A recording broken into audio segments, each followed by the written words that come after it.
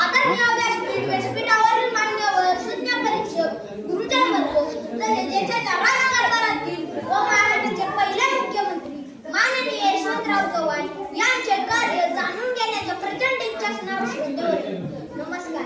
माझे नाव आयुष्यागत म्हटले. यंदा 4थीचे विद्यार्थी आपल्यासमोर विषय मांडतो यशवंतराव चव्हाणांचे कार्य.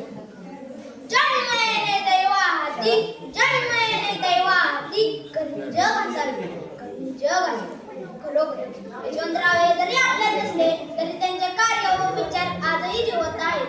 महाराष्ट्राचे आराध्य दैवत छत्रपती शिवाजी महाराज, भारतीय संस्कृतीचे जनक लोकमान्य टिळक, त्यानंतर महाराष्ट्राचे खंबीर नेतृत्व करणारे नेते म्हणजे यशवंतराव चव्हाण. यांचा जन्म 12 मार्च 1913 रोजी सांगली जिल्ह्यातील देवराष्ट्र गावी. त्यांचे पूर्ण नाव यशवंत बळवंत चव्हाण. त्यांची आई विठाबाईने भावाच्या पतीने त्यांना सांभाळले. यशवंतराव देवराष्ट्र व स्वनिरंजनपणी अनेक ठिकाणी सांगतात. तेथील लोकांबद्दल सांगतात. ते म्हणतात, उत्तम जमिनीत पीक पेरली की ती चांगली दिसते. तशी त्यांची आई अत्यंत कष्टाळू, काटकसरी, स्वाभिमानाची मावळी होती. अडचणीच्या काळात काही मुलांना शिकवायचे हे त्यांनी हाती घेतले. त्यांची आई नेहमी म्हणत, नका बाळांनो डगमगू, नका बाळांनो डगमगू, चंद्र सूर्यावरील जाय डगमगू, चंद्र सूर्यावरील जाय डगमगू.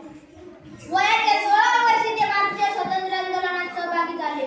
1942 च्या आंदोलनात त्यांनी सर्व सातारा जिल्हा उतरवला होता. 1956 ते 1960 या काळात ते महाराष्ट्राचे मुख्यमंत्री म्हणून काम केले होते. 1965 ते 1984 हा प्रदीर्घ काळ ते महाराष्ट्राचे संरक्षण, गृह, अर्थ, परराष्ट्र मंत्री होते. कृषी औद्योगिक समाजरचना, सहकार्यातून समाज प्रगती, विविध औद्योगिक वसाहती, सहकारी बँक, पतसंस्था यांची त्यांनी उभारणी केली. कोयना धरण विद्यापीठाची उभारणी अशी चौफेर दृष्टी ठेवून केलेली कामे यशवंतरावांच्या कार्यक्रमाची उदाहरणे आहेत. सामान्य लोकांच्या राजकारणात सहभाग व्हावा म्हणून पंचायत, राज्य, जिल्हा परिषद निर्मिती, स्थानिक नेतृत्वाला हे आव्हान यशवंतरावांनी आपल्या कार्यकाळात पूर्ण केले. वाटेवर गावाला सावकाश पडत होते. लक्ष अवघड नव्हते, पण अनुभव कडवट होते. विविध क्षेत्रातील कर्तबगार लोकांना एकत्र करून त्यांनी महाराष्ट्राची जडणघडण केली. देशाच्या विकासासाठी महाराष्ट्र प्रथम राहील यांची त्यांना क्षमता होती आणि महाराष्ट्राची ताकद देशाला दाखवली.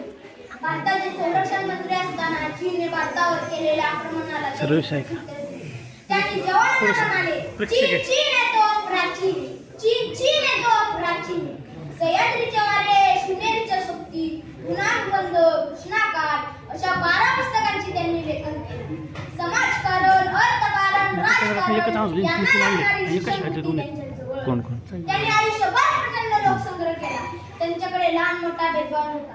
प्रतिकूल परिस्थितीत झुंज देत त्यांनी आपले शिक्षण पूर्ण केले. 25 नोव्हेंबर 1984 रोजी त्यांचे निधन झाले. आधुनिक महाराष्ट्राच्या विकासासाठी त्यांनी केलेले काम मोलाचे आहे. आजच्या महाराष्ट्राची परिस्थिती पाहून यशवंतराव चव्हाणांसारखा व्यक्तिमत्व घडून यावा अशी आपल्या महाराष्ट्राची इच्छा आहे. शेवटी मी एवढेच म्हणेन, घासल्याशिवाय धार नाही तलवारीच्या पाठीला, घासल्याशिवाय धार नाही तलवारीच्या पाठीला. यशवंतराव